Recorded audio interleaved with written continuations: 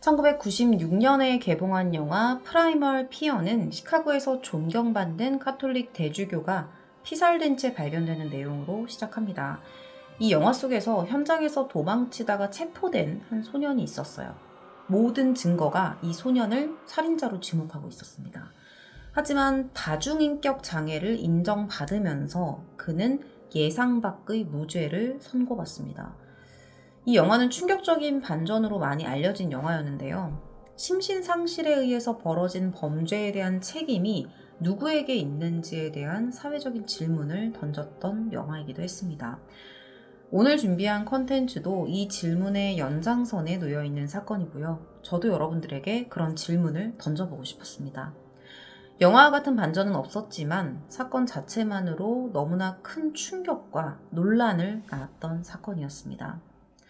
부산광역시에서 발생했던 사건 내용 전해드리도록 하겠습니다. 부산광역시 사하구의 한 사회복지관에 6살과 2살 배기 아들을 키우는 어머니 안씨가 이 큰아이의 치료 수업을 위해서 이 복지관을 방문을 해요. 큰아이가 4살쯤 됐을 때 어린이집 원장이 아이가 또래에 비해서 말도 좀 느리고 행동도 산만한 편이니 복지관의 심리치료 수업을 좀 받아보는 게 어떻겠냐 이렇게 권유를 했던 거죠. 그래서 안 씨는 2013년 둘째를 출산하고 2개월 뒤인 5월부터 본격적으로 매주 수요일마다 이 큰아이를 데리고 복지관 3층에서 진행하는 미술치료 수업과 인지치료 수업을 듣기 시작합니다. 이 작은 아이를 항상 데리고 다녔어요. 그렇게 1년 반 정도를 치료 수업을 받으면서 어느덧 이 큰아이는 언어도 늘고 산만한 행동들도 많이 좋아지기 시작했습니다. 선생님들에게도 긍정적인 평가를 받고 있었죠. 그런데 이런 희망적인 시간이 너무나 짧았습니다. 비극이 너무나도 갑작스럽게 이들을 찾아왔던 거예요.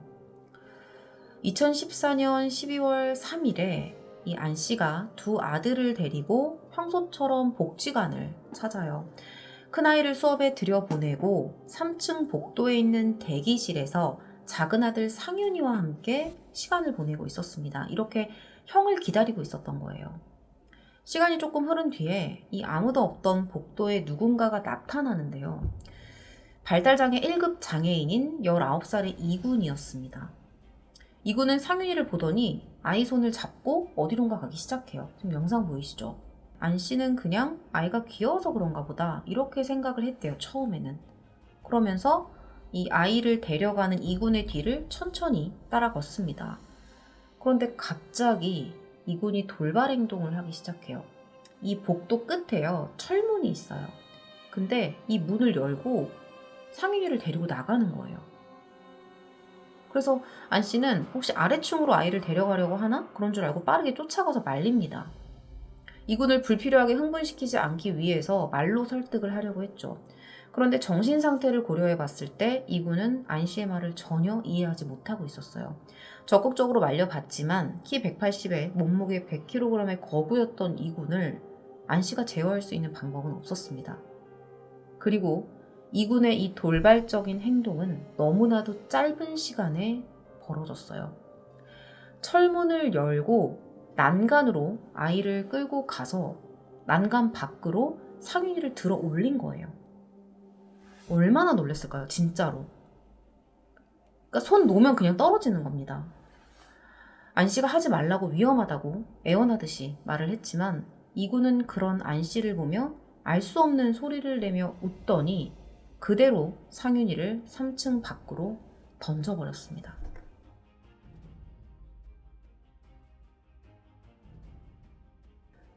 쿵 소리가 났어요. 정말 모든 것이 너무 짧은 시간에 벌어진 일이었습니다. 안 씨가 그때 떨어진 아이를 내려다봤다고 해요. 그리고 아이를 살피려 1층으로 내려가야겠다는 생각과 동시에 내 아이를 던진 저 괴물, 저 살인마를 죽여야 되나? 이런 찰나의 고민까지 했다고 합니다. 절규에 몸부림치는 어머니의 비명이 복도에 울려 퍼지기 시작했고요. 비명 소리를 들은 선생님들과 학부모 대기실에 있던 학부모들이 황급히 복도로 몰려 나왔습니다. 그 순간 안 씨는 복도 의자에서 이 이군이 이상한 소리를 내고 앉아 있었대요. 그 이군에게 발악을 하면서 달려들었죠. 사람들이 이군의 보호자를 찾았지만 이군의 보호자는 3층에 없었습니다. 아무리 소리를 질러도 끝까지 보호자는 도대체 어딜 갔는지 나타나질 않습니다. 밖에는 앰뷸런스 소리가 들렸고요. 이 안 씨는 복지사의 부축을 받아서 1층으로 향했습니다. 생각만 해도 진짜 너무 정말 말도 안 되는 일이죠. 아이가 떨어진 곳에는 사람들이 모여서 웅성거리고 있었고 응급처치를 받은 아이는 앰뷸런스에 실렸어요. 이 아이가 떨어진 높이는요 9.4m 높이 3층에서 떨어집니다. 아직까지는 숨이 붙어 있었는데 상황이 너무 좋지 않았어요. 왼쪽 머리가 완전히 함몰됐고 이마와 코에서는 계속 피가 흐르고 있었습니다. 아이는 힘겨운 숨을 몰아쉬고 있었고요. 안 씨는 아이를 위해서 계속 눈을 맞춰주고 있었습니다. 불과 10분 전까지만 해도 너무나도 해맑게 내 앞에서 걸음마 연습을 하고 뛰어놀던 아이가 끔찍한 모습으로 이렇게 누워있는 믿을 수 없는 현실이 눈앞에 펼쳐진 거예요. 그렇게 아이를 다독이면서 병원 응급실에 도착을 합니다. 그런데 이미 뇌출혈이 너무 심해서 손을 쓸 수가 없는 상태였어요. 의사도 상윤이가 살 가능성은 10% 미만이고 살더라도 뇌사 상태로 지낼 수밖에 없다라는 절망적인 이야기를 전했죠. 여전히 아이의 코에서는 계속 피가 흐르고 있었어요. 이 뇌출혈로 피가 터져서 이 밑으로 흐르는 거예요. 그리고 뇌가 손상된 머리는 계속 부풀어 올랐습니다. 그리고 몸은 얼음장처럼 차가워지고 있었어요. 당시에 상윤이의 아버지는 출장을 가 있었는데요. 이 소식을 듣고 5시간 동안을 쉬지 않고 운전해서 병원에 도착합니다. 아버지가 왔을 때 상윤이는 이미 뇌사 상태로 심장만 뛰고 있는 상태였습니다. 그리고 아버지가 도착하고 얼마 지나지 않아서 상윤이는 한쪽 눈에 피눈물이 가득 고인 채 끝내 숨을 거두고 말았습니다. 살인사건의 피해자였기 때문에 사망 3일째가 되던 날에 부검이 진행이 됩니다. 사망 원인은 뇌출혈 그리고 두개골 골절, 갈비뼈 골절이었습니다. 추락할 때 모든 충격을 머리에 다 받은 거예요. 이 작은 아이가. 부검이 끝난 아이의 시신은 화장되었고요. 고작 21개월밖에 되지 않은 상윤이는 그렇게 세상을 떠났습니다. 19살의 발달장애 1급 장애인이 아기를 던져 죽인 이 살인사건은 대한민국에서는 없었던 정말 초유의 사건이었습니다. 때문에 경찰은 어디에 초점을 맞춰서 수사를 해야 할지 난감해했어요. 누가 책임을 져야 하는지 이런 거에 대해서 공방이 오고 가기 시작했는데 여타 사건 같은 경우에는 피해자를 직접 살해한 이군에게 가장 큰 책임이 당연히 있겠죠. 근데 이군이 발달장애 1급이었기 때문에 판단력이라고 부를 수 있는 그 어떤 능력도 없는 상태였습니다. 발달장애는요, 나이에 맞는 신체적, 정신적인 발달이 이루어지지 않은 상태를 일컫는데요. 주로 자폐성 장애와 지적장애를 통틀어 이르는 말입니다. IQ는 70 이하, 그리고 전반적 발달평가 척도인 GAS가 20 이하여야 발달장애 1급을 받게 됩니다. 다음과 같아요. 자조의 신체적 도움이 필요하고, 심각한 행동 문제, 폭력이나 자해 때문에 정기적인 중재와 항상 지도 감독이 필요하다. 그리고 전적인 신체적인 보살핌이 필요하다. 이 가해자 2군의 나이는 19세였지만 지능 수준은 5세 수준도 되지 않았습니다. 지능 자체는 IQ 59로 경도의 지적장애 수준이었지만 자폐 성향이 극단적으로 심했어요. 사건 관련 변호사 인터뷰 내용에 따르면 가해자의 일반적인 장애 정도 혹은 사건 당시 장애 정도가 사물을 변별할 능력이 없거나 의사를 결정할 능력이 결여된 상황이었다면 처벌을 받지 않는다. 그러나 장애 정도가 심신미약의 정도거나 사물 변별 능력, 의사결정 능력이 평균인보다 미약한 경우라면 처벌은 받되 그 형이 감경될 뿐이다. 이렇게 설명을 했습니다. 이어서 다만 형법상 심신장애는 법률상 개념이어서 심신미약자라는 판단은 법관이 독자적으로 판단하게 된다. 이렇게 덧붙였어요. 때문에 죽음, 살인, 던지다 이런 개념 자체를 모르고 있는 이군에게 책임을 묻기 어려워 보였고요. 관리 책임이 있는 기관 혹은 개인의 책임을 물어야만 했죠. 하지만 관리 책임이 있는 기관들은 자신들은 법적인 책임이 없다면서 가해자 이군에게 모든 책임을 넘겼습니다. 이 상윤이의 어머니가 자신의 심경을 블로그에다가 올리면서 답답한 마음을 호소했습니다. 사례가 없는 사건인 만큼 관심받아야 함에도 불구하고 수사는 잠잠하고 복지관과 위탁을 준 구청은 침묵으로 일관하고 있다. 복지관은 지적 장애인과 일반인이 한 공간에 있을 경우 안전시설과 관내관리 의무에 적절한 주의를 다했는지 책임을 묻고 싶다라고 호소했습니다. 또한 이 이군의 부모, 그리고 이군의 장애활동 보조인, 그리고 이군이 다니는 특수학교 측에서는 제대로 된 사과도 없었어요. 지자체의 보조금을 받는 복지관의 관리가 왜 그렇게 허술했는지, 그리고 이군의 활동 보조인 정말 그때 도대체 어디 있었는지, 학교는 방과 후 보조인 확인도 없이 1급 장애인을 인계하기만 하면 끝인지, 이런 것에 대한 비판의 목소리를 높였죠. 장애인의 인권과 권리도 중요하지만 장애인이 가해자가 되면 누구에게 어떻게 책임을 물어야 하냐는 것입니다. 1급 발달 장애인은요, 학교에서든 복지관에서든 1대1 관리가 원칙입니다. 게다가 2구는 굉장히 체격이 컸어요. 이런 장애인이라면 더욱 관리 감독이 필요했겠죠. 하지만 사건이 일어난 그 시각 그 장소에 2군의 활동 보조인은 없었습니다. 여기서부터 좀 충격적인 사실이 드러나는데, 서류상에는 2군의 활동 보조인이 복지재단에 소속된 남성 A씨였어요. 그런데 알고 보니까 이름만 띡 등록을 해놓고 자기 엄마, 자신의 어머니 B씨에게 2군을 위탁했던 거예요. 수당만 챙긴 겁니다. 이름만 올려놓고.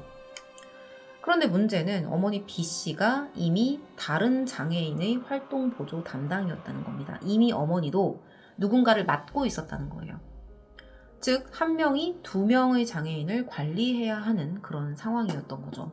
사건 당시 A의 어머니 B씨는 다른 층에서 다른 장애인을 돌보고 있었다고 해요. 그러니까 이군이 어디를 돌아다니면서 무슨 짓을 하고 다니는지를 전혀 몰랐던 거예요.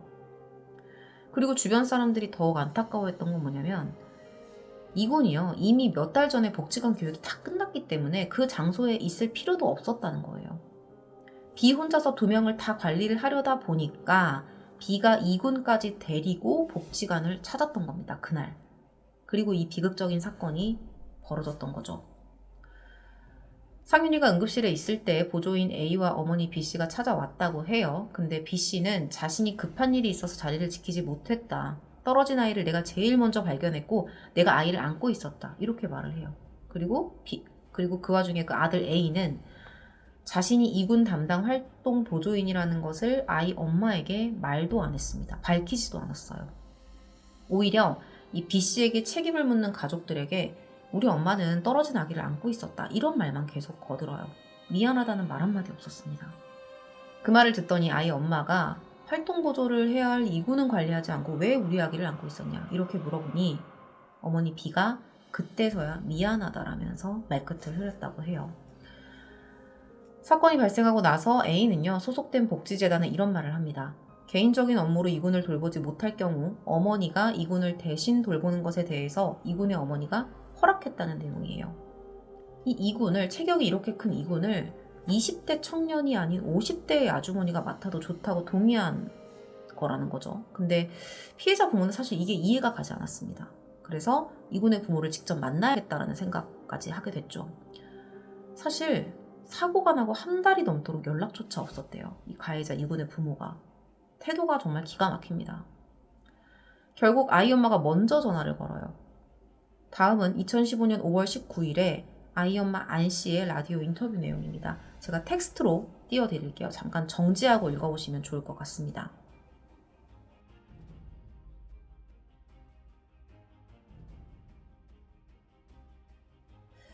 그녀는 아이를 책임져야 할 부모조차 아무런 사과를 하지도 않은 채 변호사를 선임해서 자신의 자식의 무죄 석방을 위해 노력하는 모습에 화가 난다는 심경을 밝힙니다. 자, 다음은요, 취재진에게 이군 어머니가 문자를 보냈어요. 그 내용입니다. 가해자 측이 사건을, 이 정말 엄청난 사건을 어떻게 받아들이고 있는지를 엿볼 수 있어요. 분명한 건 의도적이고 계획된 살인사건이 아니라는 것입니다. 아이가 이뻐서 구경시켜주려고 안고 있다가 놓쳤을 수도 있는 사고일 수도 있는데 표현하지 못하는 발달장애로 인해 불이익을 받지 않도록 보도되고 조사되었으면 합니다. 이렇게, 와, 진짜 어떤 사건 직후에 이군을 체포한 경찰은 사건의 원인을 보조인이 잠시 한눈판 사이에 일어난 일이라고 판단을 해요. 그리고 그에 따라서 검찰은 이군을 살인 혐의로 구속했고요. 치료감호소에 정신감정을 의뢰합니다. 발달장애 1급과 심신상실의 여부를 확인을 해야 하니까요. 감호소 측에서는 심신상실이 맞다는 감정 결과를 내놨지만 검찰은 이를 받아들이지 않았고요. 심신미약을 적용해서 징역 8년과 치료 감호를 구형합니다. 재판 과정이 너무 힘들었어요. 이군이 발달장애 1급임을 감안해서 판사가 유치원생 대하듯이 느린 말로 최대한 쉬운 말만 쓰면서 질문을 해도 이걸 다 이해를 전혀 못하고 있는 거예요. 그냥 뭐 했습니다 하면 똑같이 했습니다 이렇게 끝부분만 따라하거나 맥락이 없는 말을 계속 반복하고 의미를 알아듣지 못하면서도 무조건 네, 네 이렇게 대답만 하는, 정말 의사소통 자체가 거의 불가능한 상태였습니다. 이런 전례 없는 사건에 여론의 관심이 당연히 집중이 됐겠죠. 2015년 5월 18일 부산지방법원은 영아를 살해한 혐의로 기소된 이모 군에게 판결을 내립니다. 어떤 판결이었을까요? 무죄였습니다. 뿐만 아니라 치료감호 청구와 전자장치 부착명령 청구까지도 기각이 됩니다. 재판부는 살해 행위가 충분히 인정은 되나 발달장애 1급인 이군이 심한 자폐 증세로 사물을 변결하거나 의사를 결정할 능력이 없는 심신상실 상태였기 때문에 처벌할 수 없다. 이렇게 무죄 선고의 이유를 밝혀요. 검찰과 유가족은 항소했지만 대법원이 1심 판결을 유지하면서 결국은 무죄로 최종 판결을 납니다.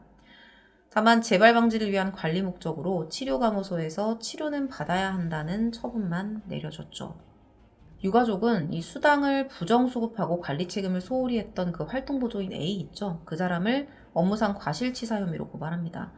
그런데 부정수급 혐의는 혐의 없음, 증거 불충분이다. 그리고 업무상 과실치사 혐의에 대해서는 무죄가 선고됩니다. 이군이 평소에는 전혀 폭력적인 성향이 없었고 그로 인해 활동보조인이 어떤 그런 결과에 대한 가능성을 예측할 수 없었고 활동보조인에게 그 정도까지의 수행 임무는 없다고 본 것이었습니다. 이렇게 이 사건은 아무도 처벌받지 않았고요. 그 누구도 책임지지 않고 상윤이의 죽음이 잊혀져 갑니다. 충격적인 이 사건의 전말과 도저히 대중이 납득하기 어려운 재판 결과는요, 발달장애인, 나아가 지적장애인에 대한 당시 여론의 인식을 크게 후퇴시켜버린 사건이 됩니다. 담당 기관과 가해자 주변인들의 미온적인 태도는 더욱 여론에 악영향을 줬죠. 피해자는 있는데 가해자는 없고, 살인사건은 벌어졌는데 아무도 처벌받지 않는 그런 부산 영화투기 사건이었습니다. 재판 결과를 받은 상윤이 어머니의 분노와 허탈감이 담긴 심경글로 오늘의 사건을 마무리하겠습니다.